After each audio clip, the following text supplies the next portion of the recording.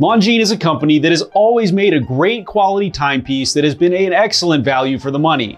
But lately they have been designing killer timepieces in multiple different case sizes with excellent build quality that really punches above the weight class that they're in. Although they are tiered below Omega in the Swatch group, they really make that gap harder to see, especially with the Conquest line, which has been around since 1954, and in the past few years has basically been missing in action. But now, we have a refreshed lineup with the Conquest Chronograph with what Longines calls a Sunray brown dial. This piece is a shocking improvement over the previous Conquest chronographs and seems like it was designed by a watch enthusiast. But will it be enough to convince you to go with a Longines over its now true competitors? Or will you still be after the brand that lives in that other brand's shadow? Let's find out.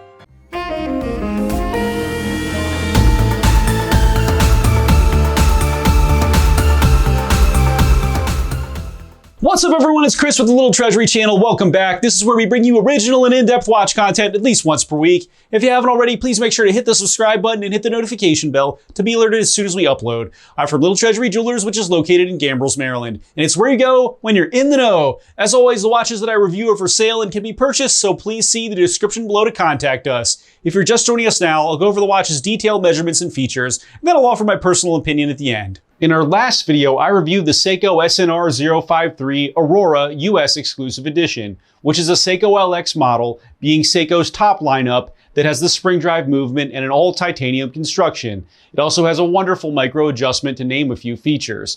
I recommend checking this out if you're interested in a fun sport watch that doesn't take itself too seriously. Wrist check time. Today I'm wearing my Longines Hydro Conquest Chronograph, which was actually my first luxury watch that I picked up over 10 years ago. I still really enjoy wearing this piece, and it's a testimony to Longines that I haven't even had it serviced yet, and it's still keeping great time. Now tell me which watch you're wearing while you're watching the video, and make sure to tell me why.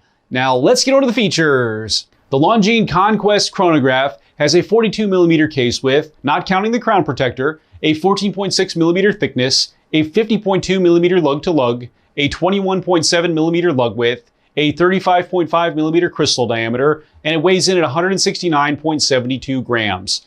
The case is the new Conquest style and is matte finished on the top of the lugs and end link, with a significantly slab-sided high-polished area on the sides. The crown is screwed down and is signed Longines with the winged hourglass logo. The sapphire crystal has an anti-reflective coating on each side and sits slightly above the bezel, and it is flat. The bezel has a ceramic insert and is black with a white tachymeter scale.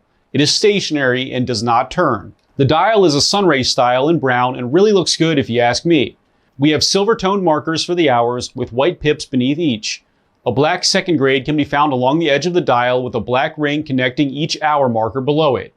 Longines and Conquest Automatic can be found in black at the top middle portion with an applied silver toned winged hourglass logo between them. The hour and minute hands are Dauphine style and are in silver tone with a simple line silver toned chronograph hand.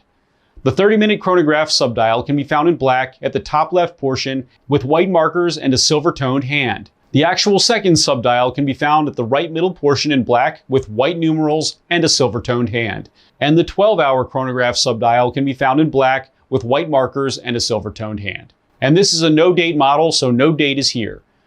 Lume can be found on the hour and minute hands and on the 12, 3, 6, and 9 markers. The caseback is open and shows off the L898 caliber, which is a distant relative of the ETA 2892, but is really Longines' in-house version, which is safe to say anyway because Swatch owns ETA and Longines.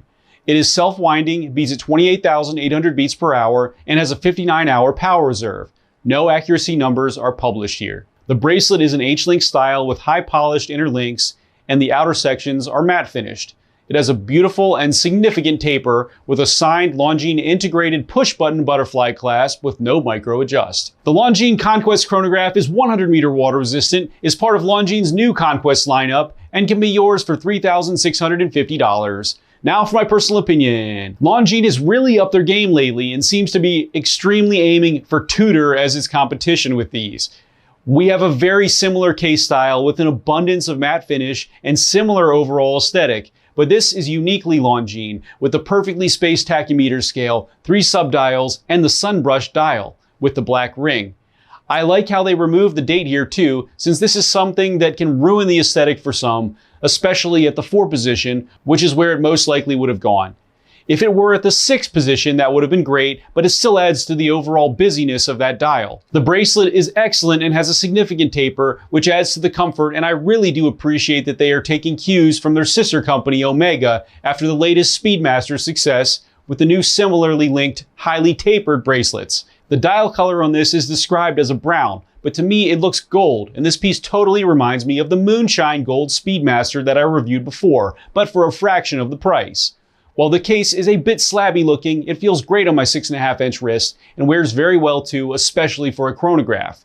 This piece really feels like it has a tremendous build quality, especially for this price, and I recommend trying one on in person to really see what I'm talking about. It just seems to feel right, and I might add that it is not even in the same realm as my old Hydro Conquest chronograph from 10 years ago. It is far superior in almost every way. I'll go ahead and recommend this piece to anyone who is after a chronograph or just a high value timepiece for the money, because this one will absolutely not disappoint. Thanks for watching today, everyone. I really hope that you enjoyed the video. And of course, if you did, please make sure to hit that subscribe button, give this video a like, and share with all of your friends and your family members too. I look forward to seeing you next video.